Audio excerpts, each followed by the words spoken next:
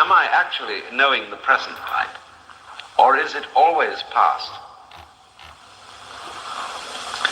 So as you continue to practice this exercise, you get the funny feeling that your memory of something past is also a present event. Do you see? You have the memory, it is here. And this begins to bug you like it did St. Augustine. He couldn't understand memory. He got into a terrible tailspin about it. Because you see, the memory of the past is something always present. So you finally realize that the whole exercise you're undertaking was pointless, because there is nowhere else to be but the present. But that was the point of trying to make you do this thing, to get you to realize that there is no past and there is no future. There is only now, and you can't get out of it. So relax. You're in eternity, in the moment. And this flows along, or flows doesn't flow. You know this thing of Tennyson's poem, such a tide as moving seems to sleep, too full for sound or foam.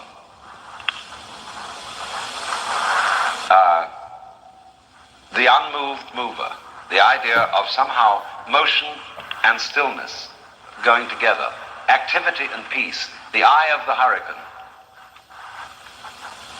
You see, everything is really like that.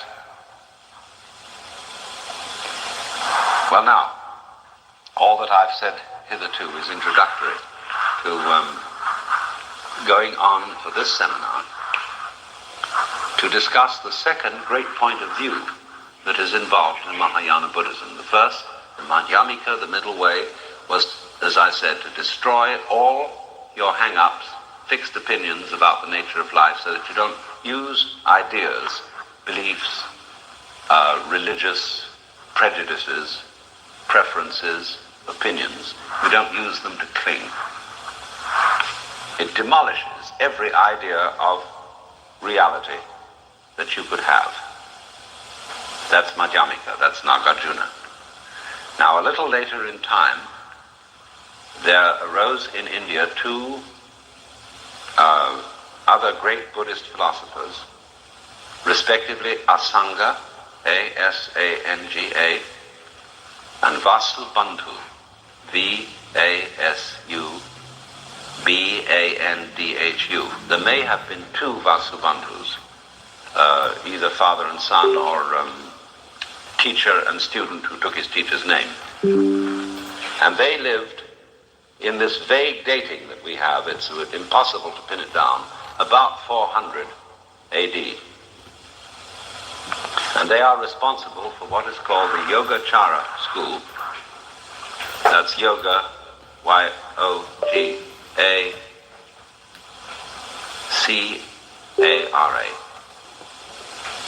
Yogacara. Sometimes called also Vijñapti Matra, which means the school of consciousness only. And it looks deceptively like what we call in Western philosophy subjective idealism, as taught, say, by Berkeley or Bradley. You can get this fixed now and pay later. You can get this fixed now and pay later. And this. Get it fixed now and pay later in 4 interest-free payments at SafeLight.com. SafeLight Repair, SafeLight Replace. New Sustain Pro. A triple action formula that hydrates, restores, and protects dry eyes for up to 12 hours. New Sustain Pro, saving the world from dry eyes.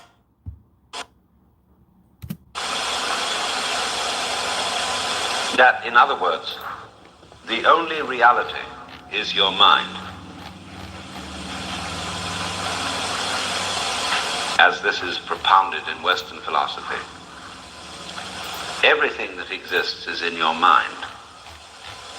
You know an external world only in your mind. You know the sense of space between yourself and something distant from you. That is a mental phenomenon. And so it could be argued that your mind alone exists, and that all that you see is an imagination. The extreme way of posing this is the doctrine called solipsism, that there is only yourself and that everything else is your dream.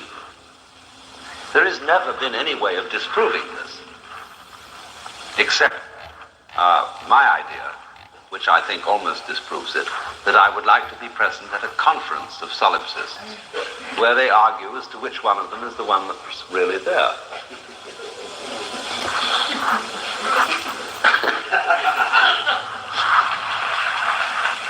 So the point of view of, say, Berkeley or Bradley in the Western tradition of subjective idealism is not solipsistic. But it is that everybody has a certain independent existence, but as a mind, and that all particular minds are, as it were, minds in a supermind, which is the mind of God. Now, so the Western philosopher has therefore dealt with the problem. Does something exist when there's nobody around to look at it? You see? By saying, there was a young man who said, God, I find it exceedingly odd that a tree as a tree simply ceases to be when there's no one around in the quad. Young man, your astonishment's odd. I'm always around in the quad, so the tree as a tree never ceases to be, since observed by yours faithfully, God.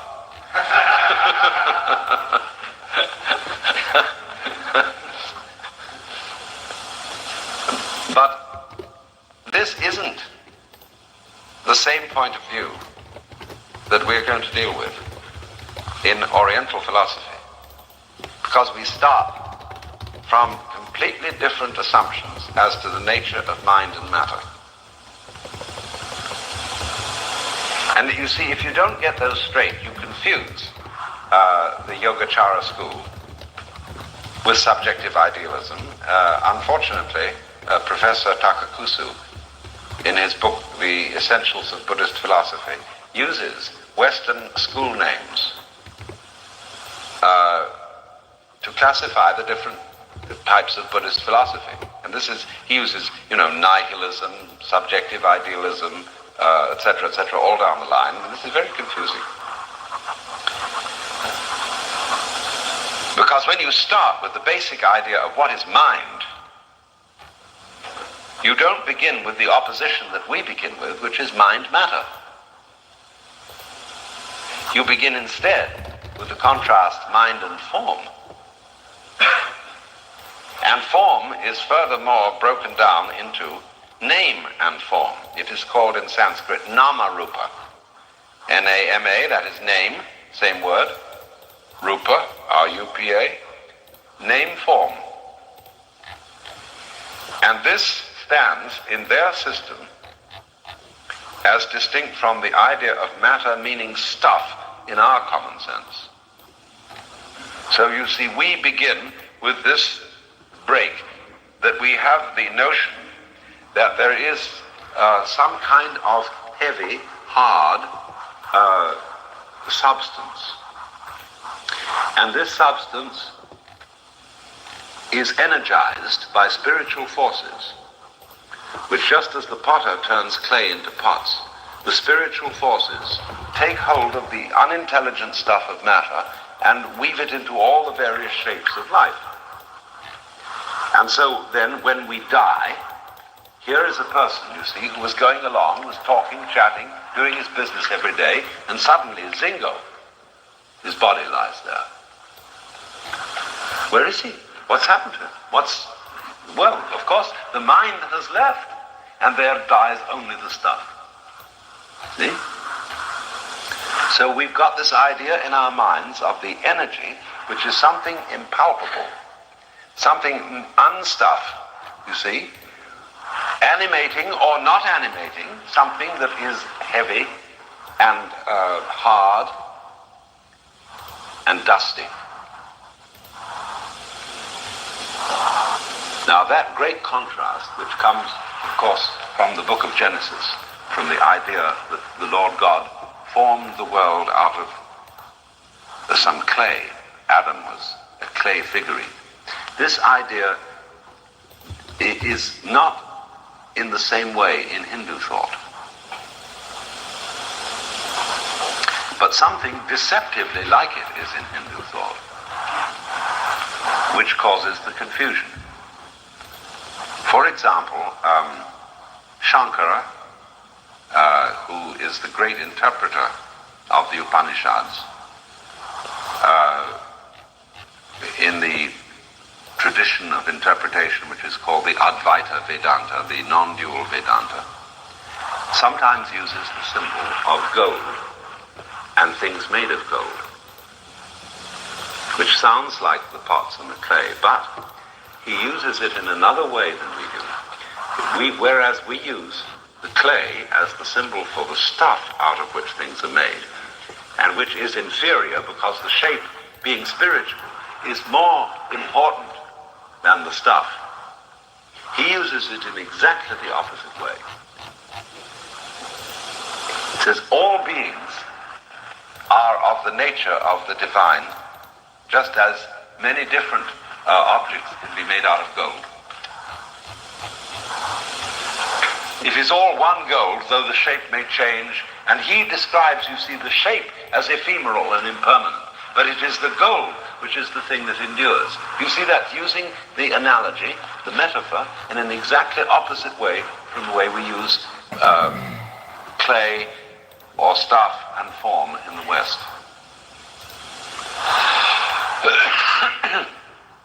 So then, you don't have, at the basis of the mind-only philosophy, a conception of mind which is the kind of impalpable spook presiding over the hard and heavy stuff. You have to begin somewhere else altogether. And this is the fascination of studying Oriental culture, that you have to readjust your own common sense to get at it.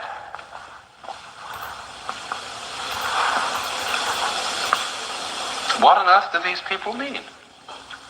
Especially when I don't really have any words in my own language into which I can translate their ideas.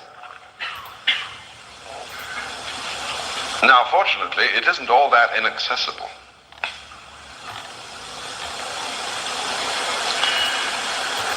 Because what we have here is not merely words. If that were all, we would be absolutely lost. But we have the techniques, the meditation disciplines, which you can use, and through using them, find out what it was that they meant, experimentally. So then, we start basically with the fundamental word that is used in Sanskrit for the activity of mind, and this is chitta. We romanize this as C-I-T-T-A. The root chit, C-I-T, is basic to mind. Now, the Sanskrit language has many words for mind. We have this one word, mind, which sort of has to take care of everything. Oh, we've got intellect, we've got vision, consciousness, and so on, but they're all very vague in the way they're used. Sanskrit is quite precise. But chit is the basic term. And the reality itself is called in Vedanta philosophy Sat Chit Ananda. Sat means real,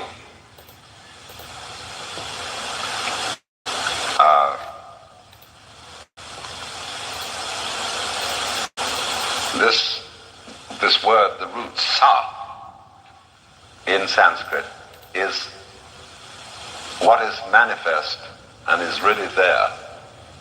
It comes from breathing out. You make the sound sa.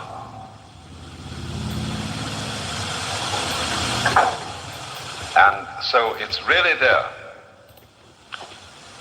Chit it is conscious, has the quality of consciousness. Ananda means bliss. Because reality, if not blissful, would not be.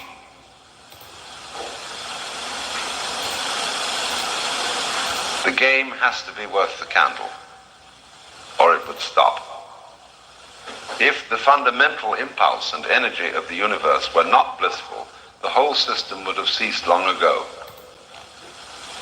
Even if it involves pain, this pain is masochistic. That is to say, it is pain being enjoyed fundamentally as a pleasure, like you can have a grievance and make your whole life a cause around your grievance. Like being a professionally rejected woman or a failure of some kind, and you can really build this up into a big thing, you see. And so, in this funny sort of rather trivial human way, you make an ecstasy out of suffering. And the idea here is that the universe is fundamentally, insofar as it involves suffering, making an ecstasy out of it.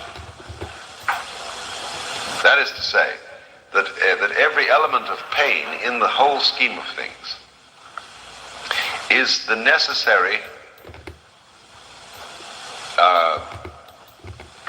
what will I call it, contrasting element that you need in order to bring out the fundamental exuberance and joy of being. That you wouldn't know, in other words, that you were here unless something stopped you. Now, mind in this philosophy, what is meant by chit,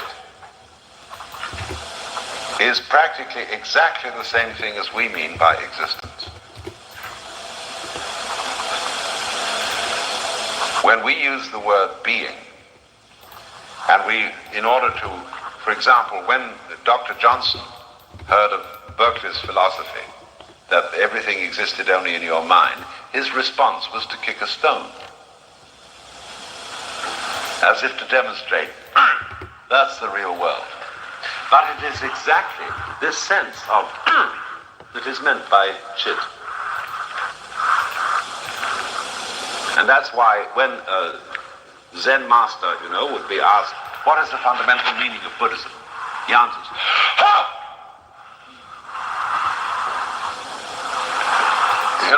This thing, this sense of impact of the boom, that is what it is. In other words, mind in this philosophy is as concrete as you can imagine.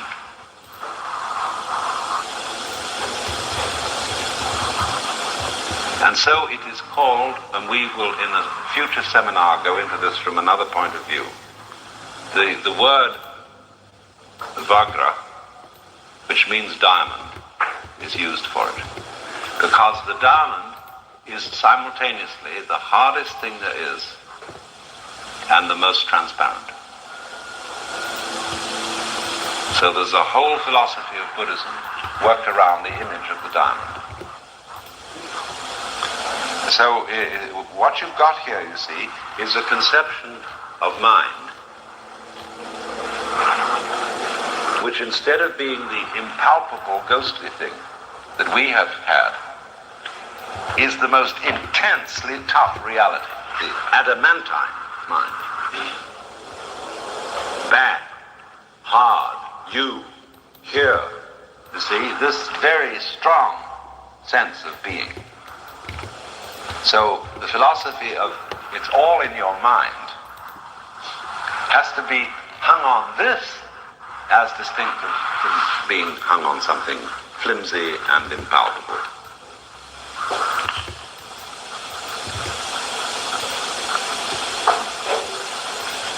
Now we're going to have an intermission. In this morning's session, I was explaining that we were studying that type of Mahayana Buddhist philosophy called Yogacarya, or Yogacara in Sanskrit, which has a view of the world as being consciousness only, Vijñapti Matra.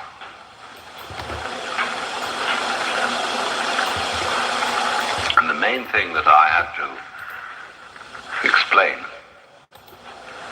was that we are dealing here with a view of consciousness and with a view of what is the meaning of mind, or the words that we translate as mind, which is not like ours. I tried to show that whereas when a Westerner uses the word mind, or spirit, or soul, or whatever, he has in the back of his mind an image of something impalpable, something tenuous, something light and generally ghostly. When you use the word in Sanskrit for mind,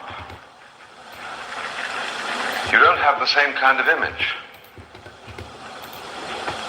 That one of the great symbols that has been used in Buddhist philosophy for the mind is the diamond, which is the chosen intentionally because it's A, the hardest thing you can find, and B, the most transparent.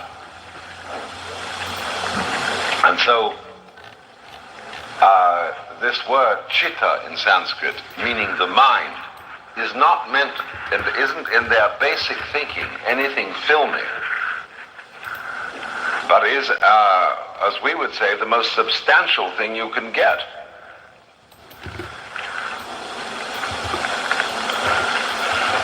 When Zen masters try and demonstrate to their students what the mind is, they hit them on the head to get a sense of reality. You know, of being thoroughly all there. So you can understand, and I think for this reason, why a philosophical view of mind only makes a little bit more sense in that cultural context than it does in ours. Because in our context, when anybody says, well, all the world is nothing but mind, and we suspect him immediately of being a Christian Scientist or some kind of phony metaphysician, because such a person seems to be saying, by believing in this kind of doctrine, I am more ethereal than you are. There's a kind of game displayed. I'm more ethereal than you. Well, now, I want to describe this afternoon the Vijñapti Matra or Yogacara view of the human mind and its senses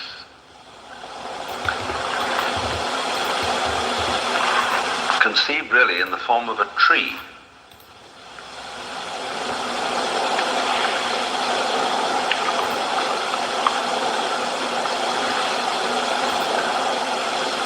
You know that when you look in the aeroplane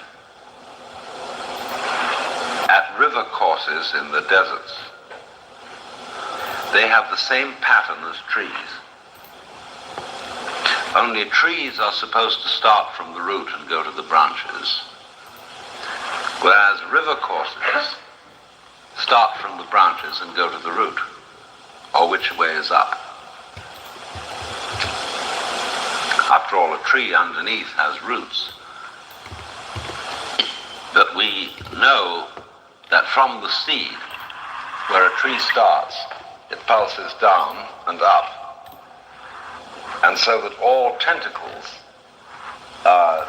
little things on the ends, come later. But with a river, obviously the little tentacles, the water courses, come first and then eventually flow into the stream. Think again. Because turn the thing over in your mind and you will see that the tree and the river are the same. Because the tree absorbs from all those little tentacles and branches sunlight, moisture, and energy, and they flow into the center. It, in other words, provides a watercourse through which life moves in this way, at the same time as the tree does this. Now, exactly the same thing is true of the river. The river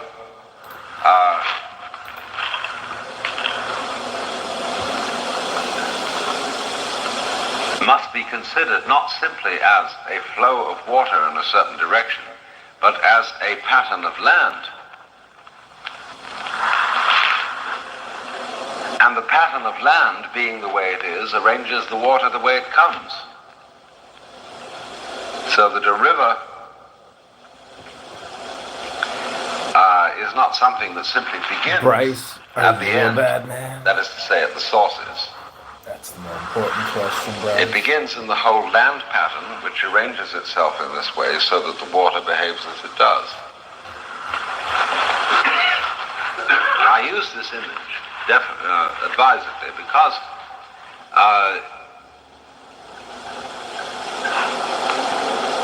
the view of this particular school of Buddhism of the nature of the mind and its relation to the sensual world is the same sort of thing. It's a pattern wherein the sense organs, 5 senses, eye, ear, nose, mouth, and touch, how they number it. All these sense organs are called in Sanskrit an ayatana. And the word ayatana means a gate. Now, of course, through any gate you can go in and you can go out. But the first idea in this particular system is that the mind is going out through the sense gates and finding beyond every ayatana what is called a kshetra, K-S-E-T-R-A, meaning a field, each sense having its appropriate field. So that you have the idea basically of a projection of the world through 5 gates.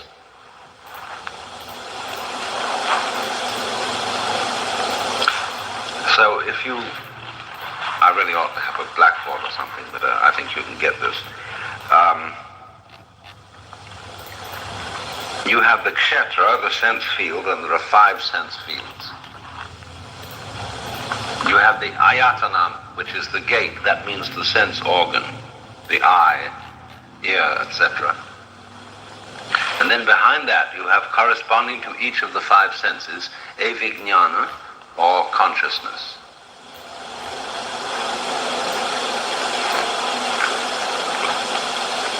Now,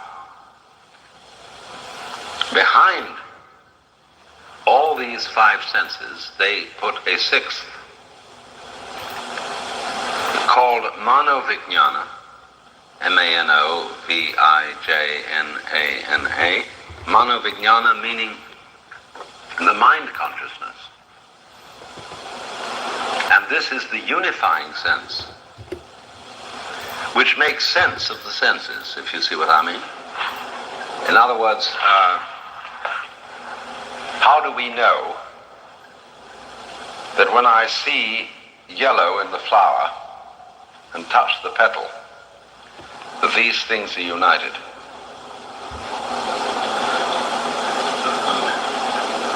When I hear the wind and feel the pressure of air on my fingers, holding them up like this, how do I put those together?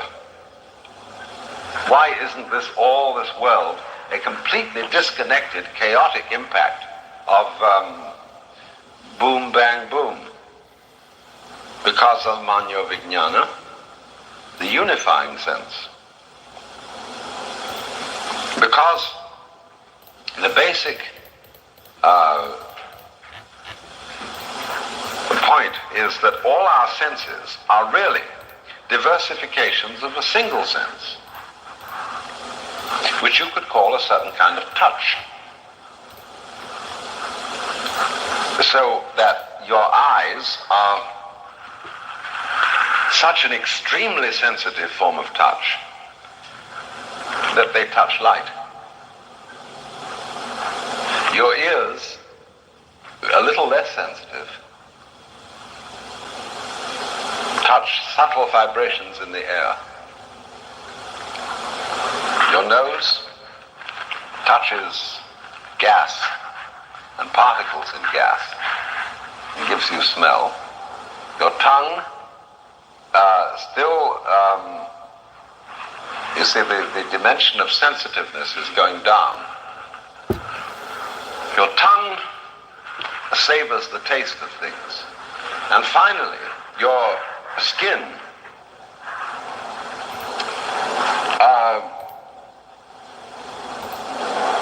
is touch.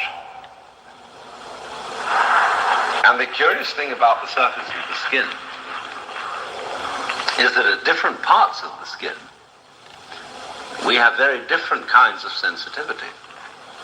There are parts of the body, for example, on which you can place 2 fingers. And a person has difficulty in knowing whether there are 2 fingers or just one. One's hands are extremely sensitive. The back and so on is less so. In the kind of intelligence, in counting, in numbering, the number of stimuli going into it. So you have in a whole spectrum of sensations. So that you can say, in a way, that all the senses are particular forms of touching, through which life comes on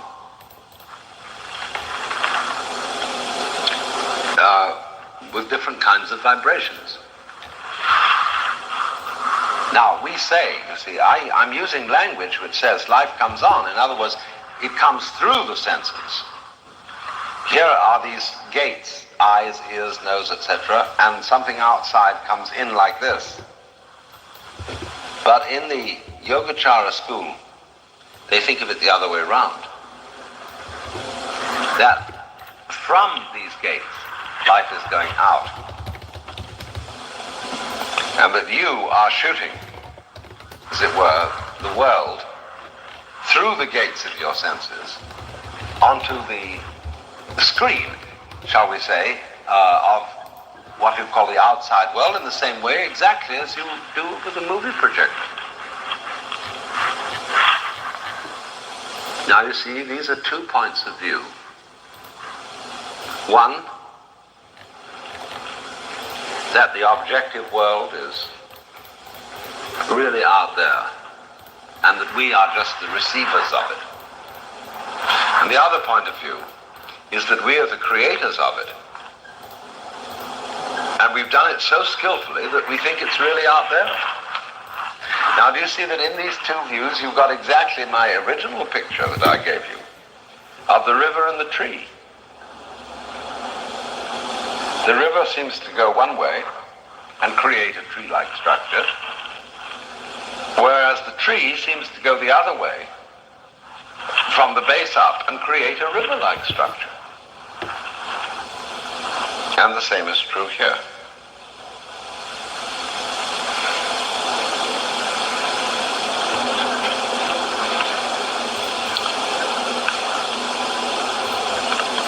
When you look, in other words, at the relationship of yourself to the world from one point of view, it all seems that you are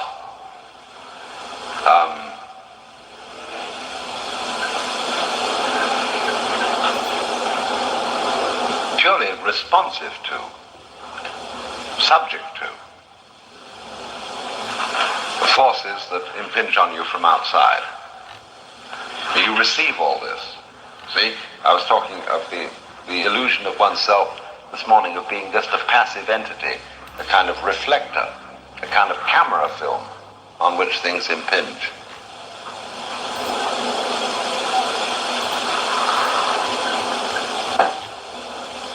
So, this particular way of looking at things, that I simply record what is really going on, and that I am efficient, good,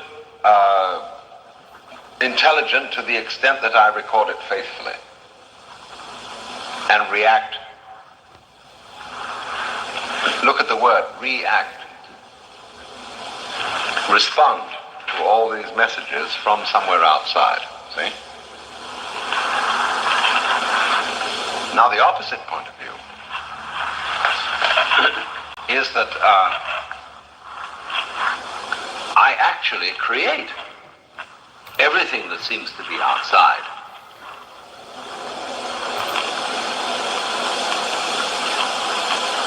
In other words,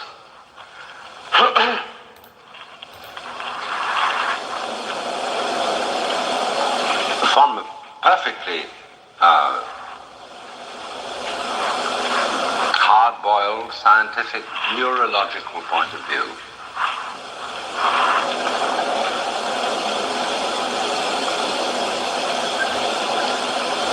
my nervous system actually evokes the external world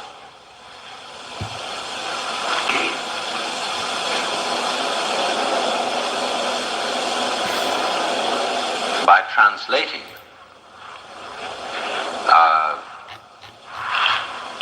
let's call it what would you say, X, the particles, the whatever there is out there, quanta. We have to use some kind of terminology for something we don't know. You see, the whole idea of physics, the physical description of the world in Western science is completely abstract. It's just algebra. That some sort of algebra out there gets translated by our nervous system into light, into weight, into color, into pleasure or pain, hard, soft, sharp, smooth, and so on. So that if it were not for our little nervous tree here, that grows out of the spinal column and blossoms out in the brain and has all these little edges that go tick, tick, tick, tick, tick, tick, tick. If it were not for this thing, you see, there wouldn't be any light in the sun. There wouldn't be any sound in the air. There wouldn't be any hardness of the wood or softness of the petals of a flower. It is the tree of the nervous system growing out like this, you see, that brings all this into existence.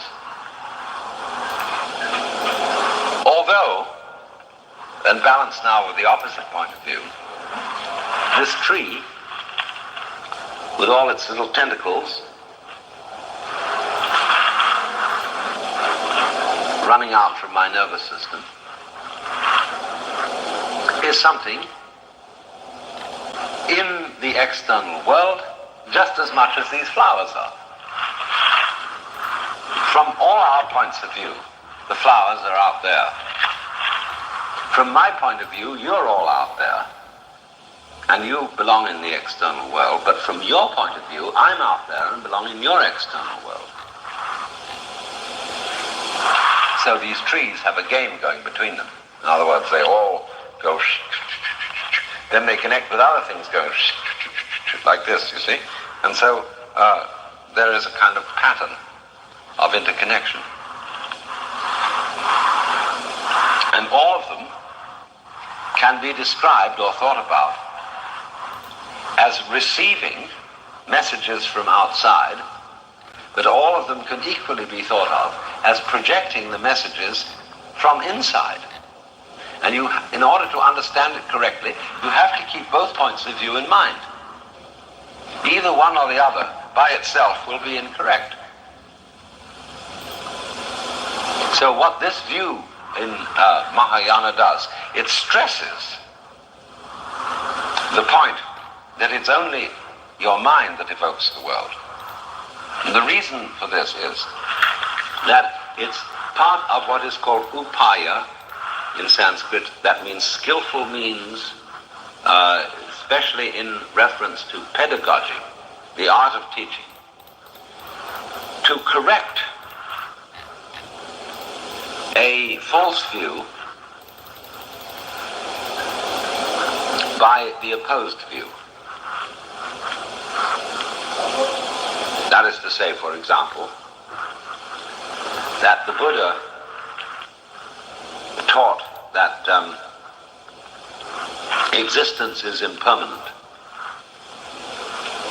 in order to counteract the view that there is something permanent. But the teacher does not, he only does this out of expediency. He does not finally want to leave you the impression that his philosophy is that all existence is impermanent. He merely uses the idea of impermanence to correct your notion that things ought to be permanent. So this is in line with what I explained about the dialectical nature of Buddhism. That you do not, in the doctrines, you don't get the final teaching, the final view. You only get a discussion which is going to lead you to the final view if you go through with the discussion. So in the same way, here we have it. In opposition to the notion that the external world is something that exists out there and is very real, and that I just get the message through my senses, the opposing view is presented, that what is out there is what you create through your senses.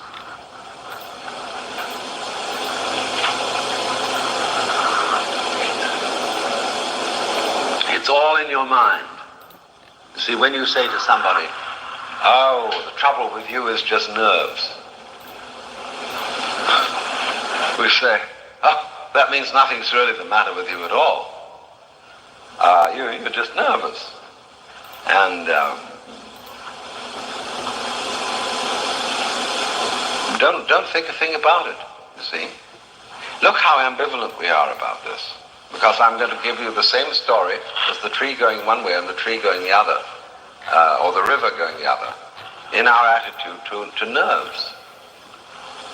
We say to someone, oh, it's just nerves.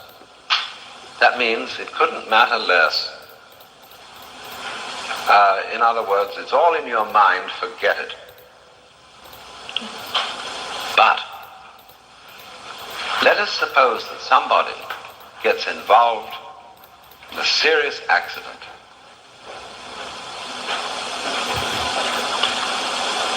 In fact, that he goes out and kills somebody. And the court decides that there was something wrong with his mind. This exonerates him from responsibility. Just nerves. See, a person whose nerves are wrong is not culpable. He was fundamentally different, not responsible for what he did. So that whereas in one moment we say, oh, it's just your nerves, it's just a matter of mind, from another moment we're saying, but of course that is fundamental. Whether you're responsible or not depends on whether your mind is working. Because the mind is causative. It is the responsible thing, and therefore whether it's working or not is fundamentally the important thing to think about, and whether you're operating as an individual.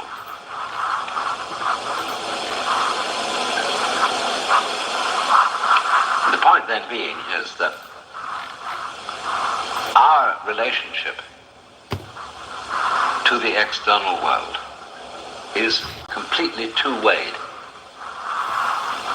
This is the whole thing that this method of thinking is getting at, with the sense gates.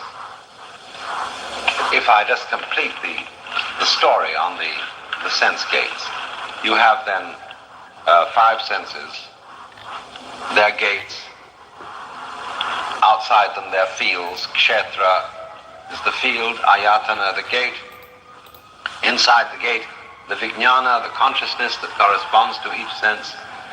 At the root, mano-vijnana, the unifying sense, the sense, in other words, that makes sense of the senses, and of which they are all differentiations.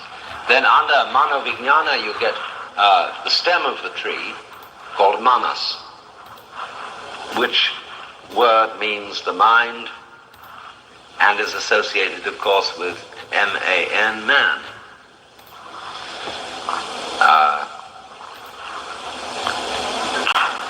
Manas really means fundamentally the human order of things. And as I have said to you before, every being in the universe thinks it's human. That is to say, even beetles think that we are people.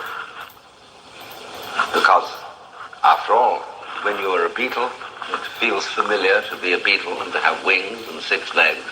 And you look around at other creatures who are like this, and you say, well, they're orderly, proper people. And everything else is weird or a threat or good to eat, and it's not people. So what we mean by people means our kind, seen from our point of view. So obviously all creatures whatsoever, from their different points of view, realize that they're in the middle of the universe, just like we feel we are. And they can explain away the fact that human beings seem to be more successful in certain enterprises. The only thing being that human beings don't realize how unsuccessful they are in enterprises which other creatures really get away with. So the manas means then the mind, the man, the principle of centrality, because it is after all the stem, see? This is the stem from which these other things come out. And so, by virtue of being the stem in this system that we're talking about,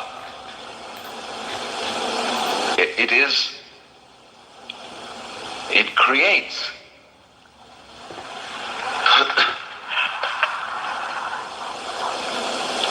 the whole system of stems in the living world. Look here, the flower here has a stem, and the petals come out from it like that.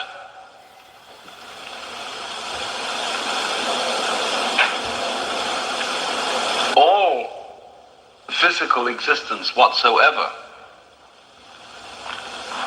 is somehow linked in this pattern. A central core giving out diversity. See?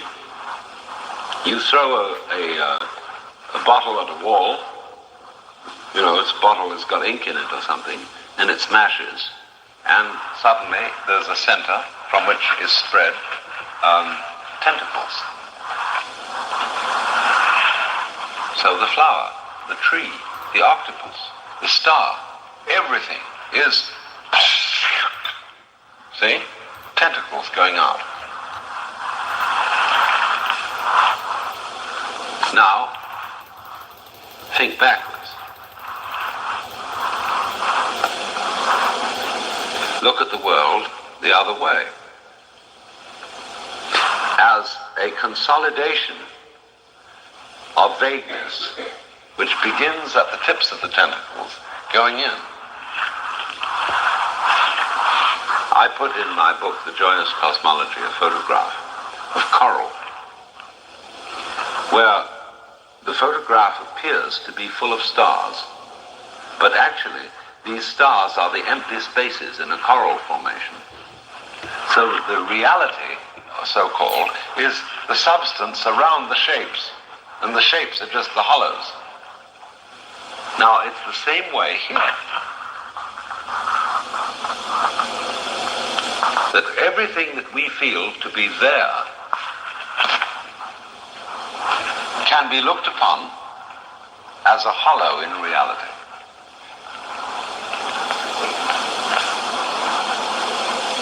And that the enclosing space is what is actually there. You can always figure it the opposite way. Now, so then, if you don't know this, if you aren't awake to the idea that you can figure it both ways, then you start taking sides. And you turn the game of the universe into a fight.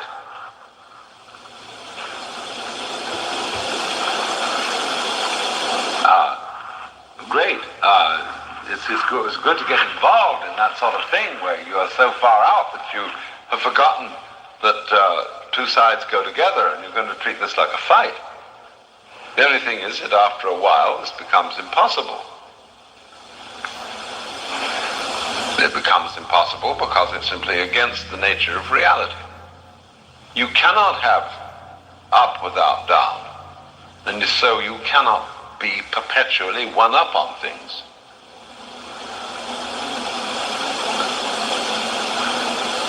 It's great to try to be, but it's an absolute bore to have to try to do so for too long. So eventually one comes to see that won't work. Now, why won't it work? The answer is that that's not the kind of system you're living in.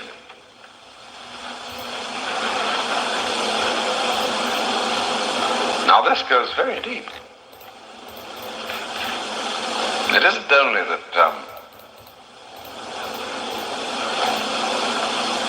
the river and the tree run in two directions. It isn't just that the world creates you and you create the world.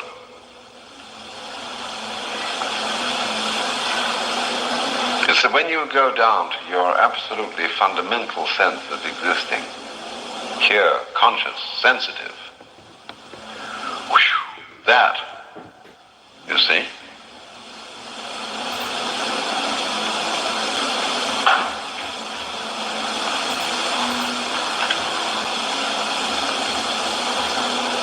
this is intensely real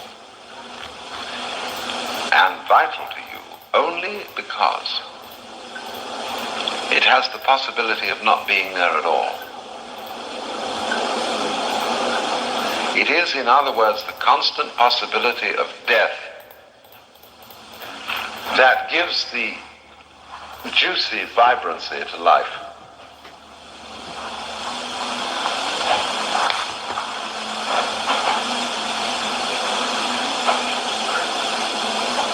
And these things play each other. This is the same two-way system.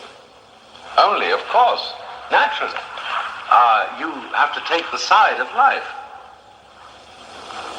and say, oh, that's what I want. Yeah, that's more of that. And not that death thing. No, please, no, not that. If you couldn't have the one without the other, they define each other. And the reason they define each other is that they are the two aspects, the two sides of what you are.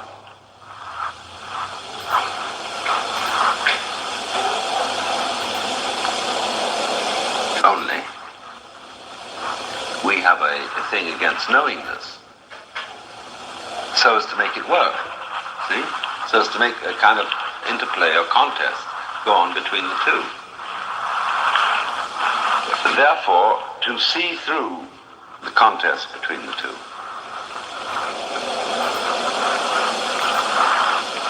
is what the Buddhists call nirvana. Which means if you want to, you can stop worrying about the game. Nirvana means, in other words, to check out. And say, oh, for heaven's sake, what was I all this time upset about? Sickness, death, evil, and so on. I suddenly realized that everything I was afraid of was the opposite side, that is to say, the complementary side of who I am. So stop worrying. If, for example, I suffer and die, what happens? I go through a very energetic experience of pain and resisting pain, and all this thing goes, and then it fails. Clunk. See? But that builds up the energy, which actually creates a new existence.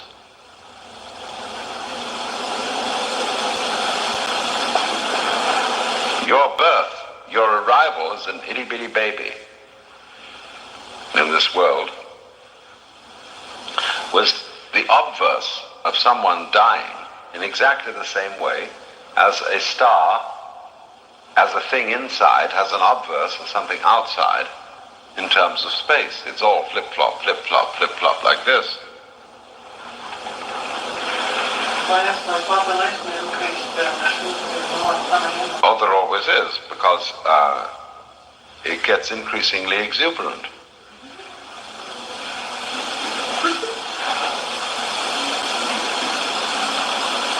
Just in the same way, you go back, you see, here's the explanation. Look at the flower. The stem is one. The petals are many.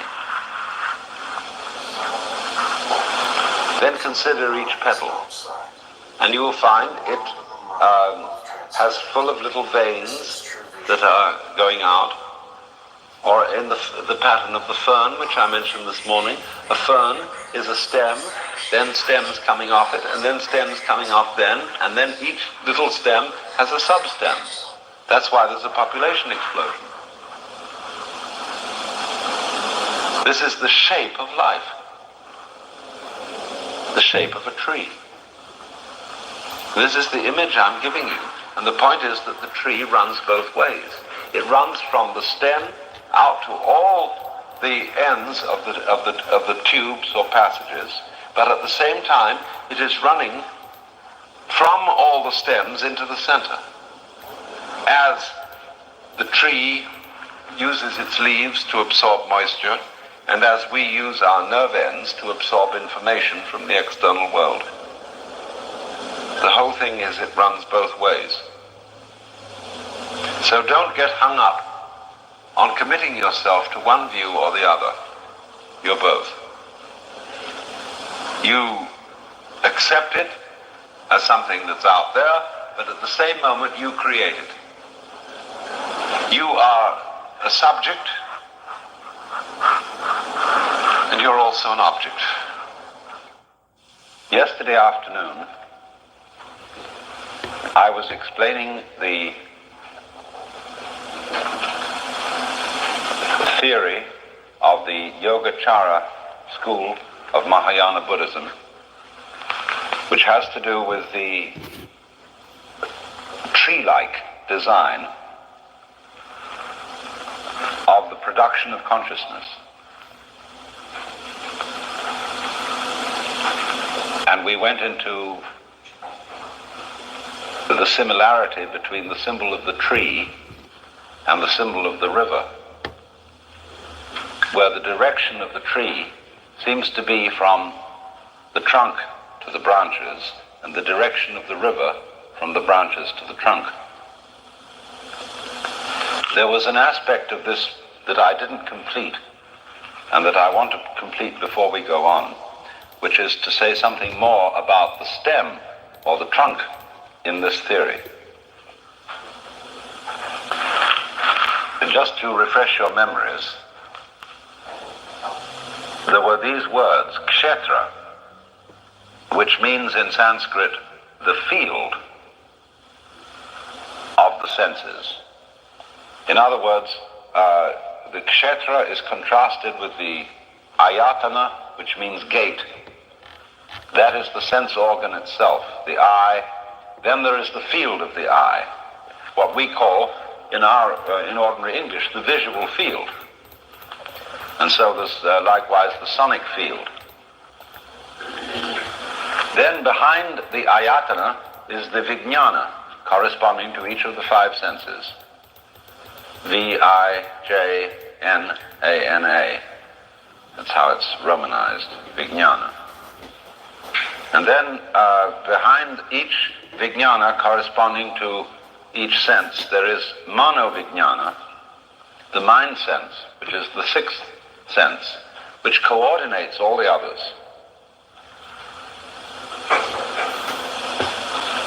Under the supposition, you see, that all the senses are simply differentiations of one sense, a fundamental kind of touch. Then behind manovijnana is manas, which is the mind. Manas having the same root as the word man. And then, to go on, something I didn't cover yesterday. Manas is considered as rooted in the alaya vijnana. A-L-A-Y-A, again, vijnana. And the word alaya means store. So underneath is the store consciousness. And the nearest thing that we have to this in our Western ideas is Jung's notion of the collective unconscious. Because the alaya vijnana is supposed to be a kind of repository of the seeds of all possibilities of consciousness and life. So as you go into this tree, you stop being individually you at the level of manas. You see, that manas is pretty much what we would call the ego consciousness. Below that, in alaya vijnana, you come to a level of human existence where you can't be said to be the particular you anymore. For example,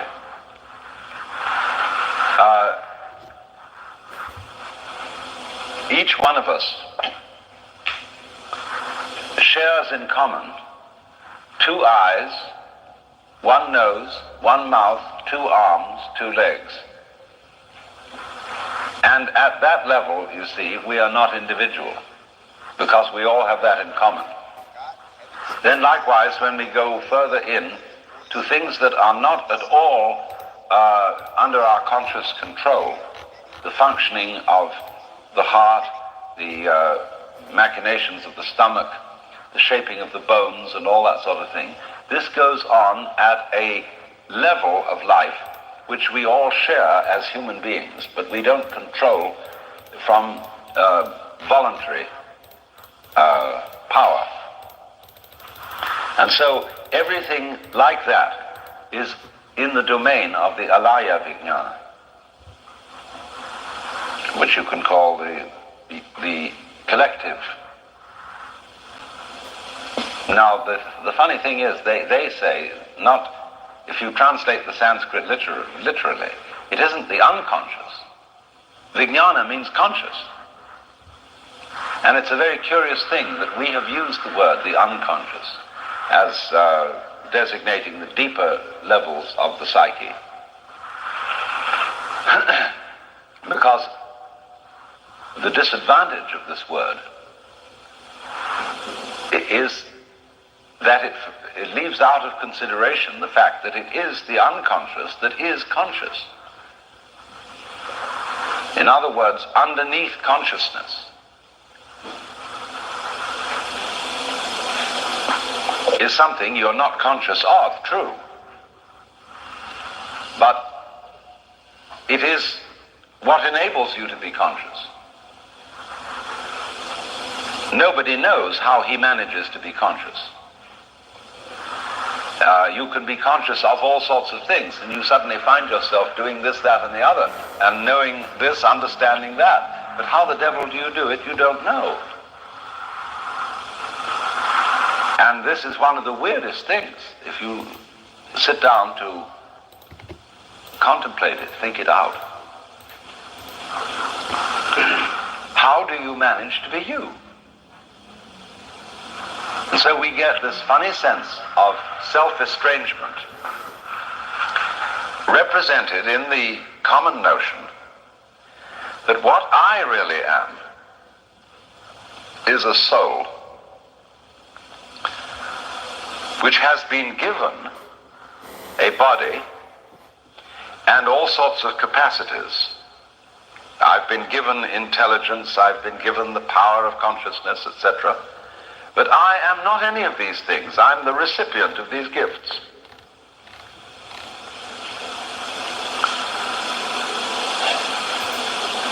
And this has become, you see, for Western man, a kind of common sense embedded in language. As when we say, I have a body, my mind, you know, as if it was something, kind of engine that I possessed. So it goes back, you see, to the whole notion that most of us, our body, our unconscious, our various powers of will and so on, are given to us by a God who has created them and understands how they work. And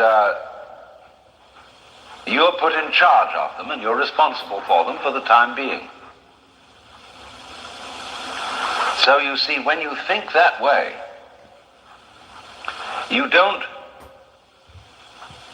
feel responsible for or one with your full organism. And insofar as you don't feel at one with your organism, very naturally, you don't feel at one with everything else.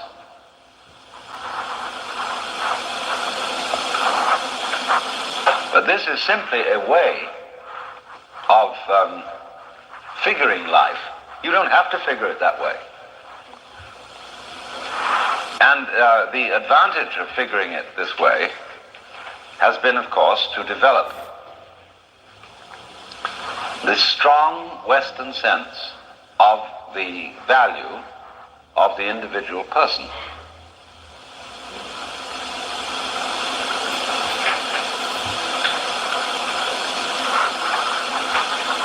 And this indeed has in it, you see, something very great and fascinating. Just as in the same way, the Westerners developed a sense of interpreting nature as a mechanism and thinking about nature and about all living beings as machines was the essential step necessary for the production of our technology. This was Newton, this was Descartes, this was their idea of the world as a mechanical system, more or less based on the game of billiards, where atoms are balls which knock each other around and obey certain laws. Now, you understand those laws, you analyze, you understand everything by taking it apart. This is something, you see, that mankind had not really done before. Take it apart and see how it works. Then, when you understand that, you can develop surgery. You can develop microbiology, etc., etc. But then, having done that, you come to another stage where you realize that the mechanical image of nature is not adequate. And you drop it. And you go on, say, to an organic or a quantum-like image. And so the mechanical stage of thinking about the world becomes what Desjardins calls a peduncle. That is a junction system which disappears when you've gone over it. A stalk which is required to pass from one situation to another. But when you've used the stalk, it dries up and vanishes. That's a peduncle. And so in this way, the Western mechanistic view of the world is the peduncle that leads us into our high technological civilization. But in this high technological civilization, we have to realize that the organic model of nature is in the long run more effective than the mechanical model. The Chinese always had the organic model of nature, and therefore they didn't develop a technology in our sense, because they never thought about understanding things by taking them to bits. They understand things by seeing them in context, which is the exact opposite approach to analysis. In analysis, you take anything and you reduce it to smaller things to understand how it works. But in a context or organic way of thinking, you understand a given thing not by taking it apart, but by considering its relationships to all the other things around it. See? So, the West, having developed analysis to such a fine degree of perfection, then discovers that that's not the whole story. That you may press analysis a long, long way, but then you have to retract yourself and consider what things are in context. And therefore, the Chinese way of thinking becomes relevant to a scientific, technological culture. So these are two ways of motion.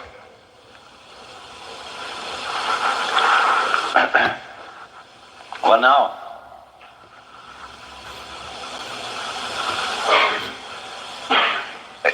let me go back.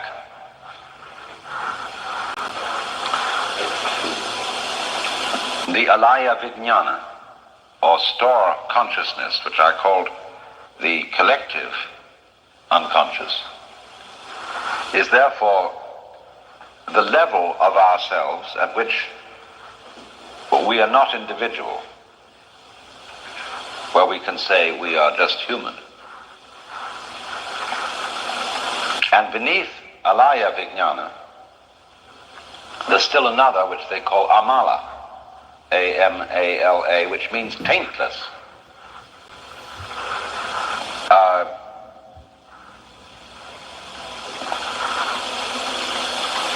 I don't know that really this word taint in English is quite adequate. Maybe if you call it tint rather than taint is better, without a tint in it. Because you see, the mirror itself has no color. And this is pure. But you see, the trouble is when we use the notion of purity in our kind of religious background, we mean sexless. And we've forgotten that the original notion of purity, blessed are the pure in heart, for they shall see God, has nothing to do with having no sexual desires. It means clarity. It means pure like clear water. like a clean window, like a crystal.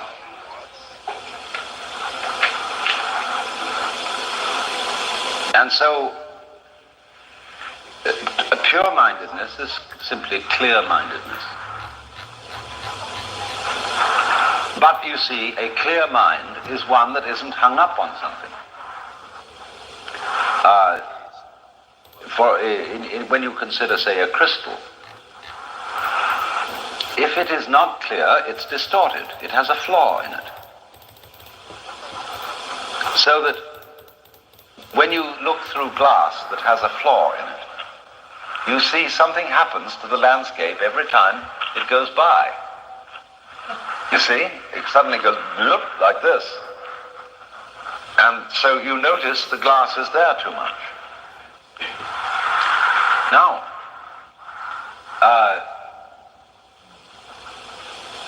the reason why God is invisible is that God has no flaw. Do you see that?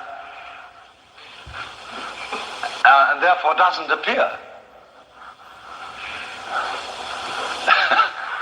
It's total transparency, in other words, that does not make any difference to anything at all. So the poem in Zen says, entering the forest, he does not bend a blade of grass. Entering the water, he does not make a ripple. And the track of the wise is described as the track of birds in the sky. They leave no contrail. Actually, they do. It can be photographed with infrared cameras, but so far as you know, they don't leave any traces. So, purity, the pure mind, means the one where you finally get down to its making no difference to anything at all. And this then, from one point of view, is the most unimportant mind that you have. Because it doesn't make a difference. But from another point of view, it is the most important. Because without that, you wouldn't have anything. Now here comes one of the most fantastic philosophical problems of today. There has been a development in Western philosophy which we call by several names: scientific empiricism, logical positivism, logical analysis. And this is the prevailing philosophical school in the Anglo-Saxon world. It completely captured Cambridge, then Oxford, then most American universities. And you will find almost all serious philosophical practitioners today belong to this school. Now, logical positivism completely demolishes any kind of interest in metaphysics by saying, not that metaphysical statements are untrue, but that they're meaningless. That is to say, any proposition which says, for example, all things are the will of God, contains no information whatsoever. Because whatever you state about everything is a statement which is a tautology. That means it is simply saying everything is everything, only you've said it in another way.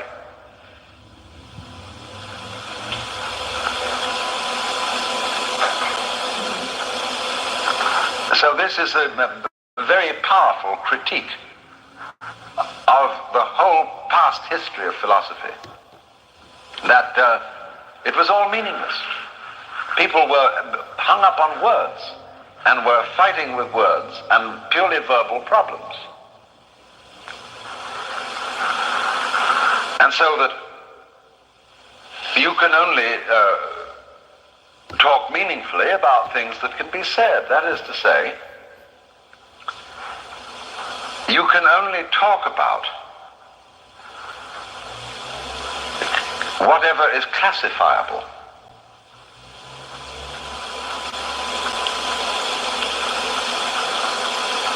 If, in other words, a certain experience, a sensation, is not differentiable from any other one, you can't talk about it. The thing to be manifest, to be definable, to be describable, to be experienced at all, has to have a boundary. And so you can see what is inside the boundary and differentiate it from what is outside. And so these philosophers are arguing that you can only describe what has boundaries. This is their fundamental assumption.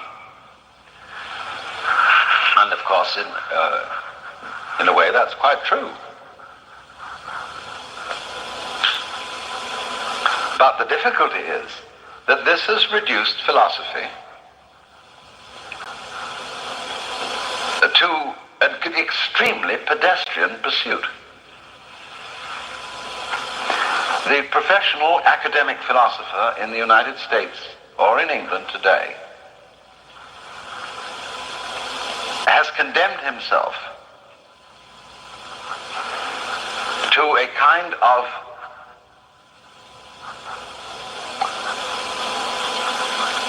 wonderless attitude. The ancient philosopher, you see, lies awake at night wondering about the meaning of existence. The modern philosopher would find that would be extremely unscholarly to do anything like that. Because he must realize that when you wonder about the nature of being, you are simply suffering from an intellectual neurosis. You're out of order. Your logic has all gone wrong and you've become bugged with words. And in a way you have. He's quite right up to a point. But then on the other hand, you see,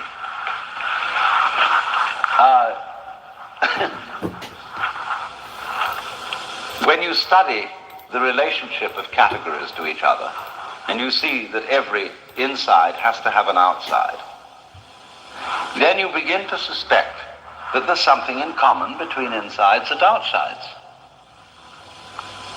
They always go together. Now, what is it that they have in common?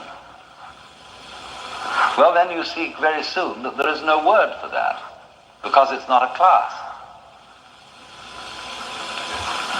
It's like a glass instead of a class. In other words, it is the transparent medium in which it all happens. In the same way as all sight, all shapes and colors are in the medium of optics, or all bodies are in the medium of space. So we come to something which doesn't matter. It doesn't make any difference. And yet, it is fundamentally important.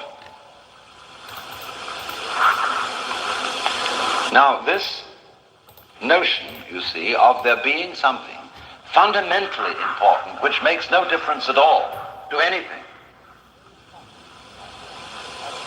is a very subtle idea that has to be absorbed by Western philosophy if it is to redeem itself from being totally boring. And I will illustrate it in this way.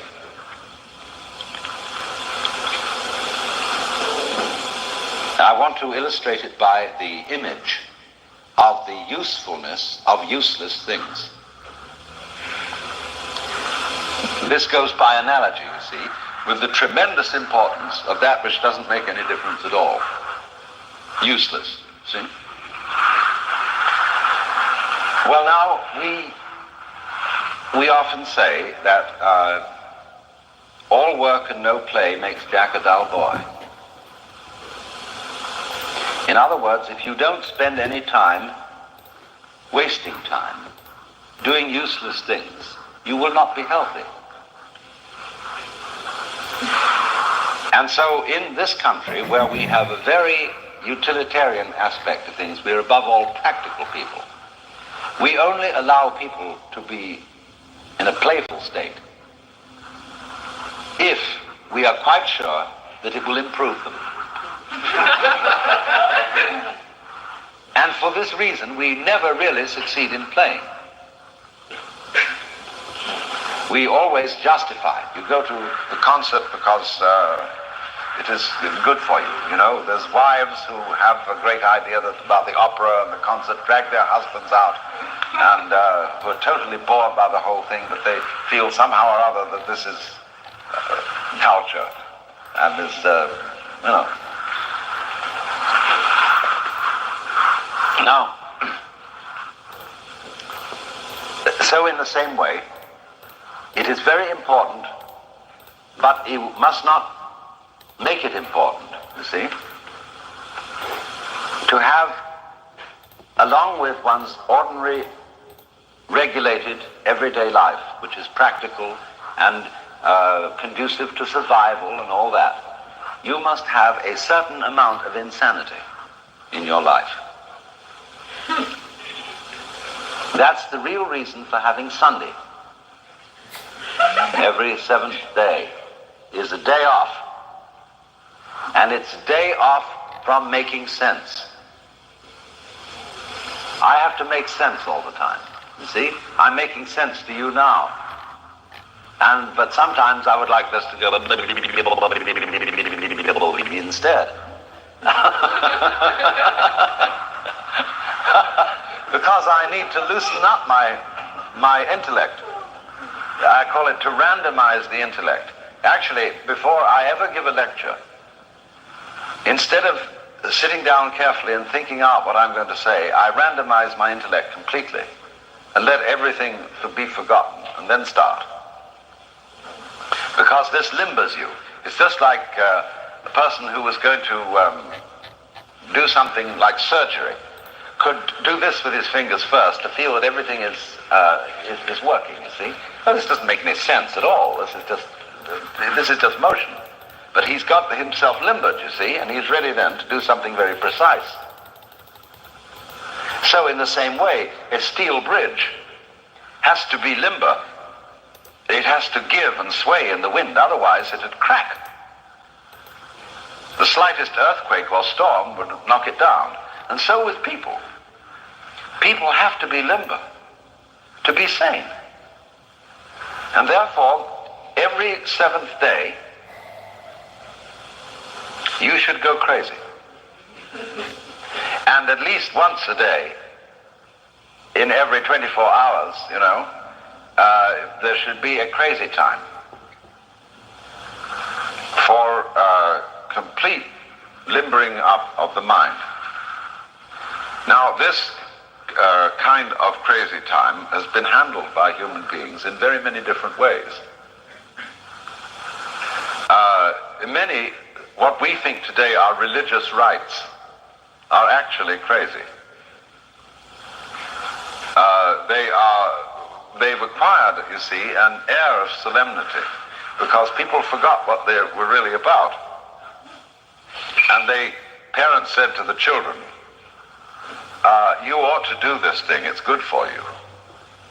And the children said, oh no, you know, because the parents said you ought to do it. It's good for you. And so the children over many generations did these things because they felt it was good for them and therefore got all the wrong spirit into it. And so for this reason, then, you go into a church, whether it is Buddhist or Christian, it doesn't matter what it is, and everybody's going like this and looking as if this was desperately serious. Okay?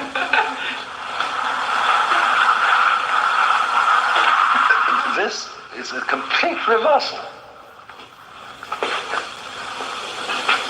Now, one of the things that is coming into being now, today, is a new religious spirit, which is non-serious religion. One of the great exponents of this is a man called James Broughton, who is a local poet. And he has written the most fantastically amusing poems about religion. And the funny thing about his attitude is that it is respectful, serious all at once, but not. In other words, it is a kind of religious humor. I'll play some to you this afternoon. But he has this wonderful double take where he is really respecting religion. He's a very religious man. But he treats it in this light touch.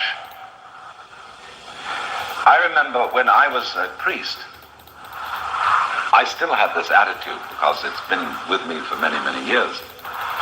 And we used to have a great, gorgeous service in the Episcopal Church in Northwestern, where, of course, because this thing is essentially joyous, we had candles and vestments and incense and the works, you know.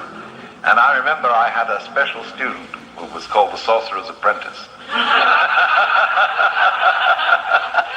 And he always carried the incense, see?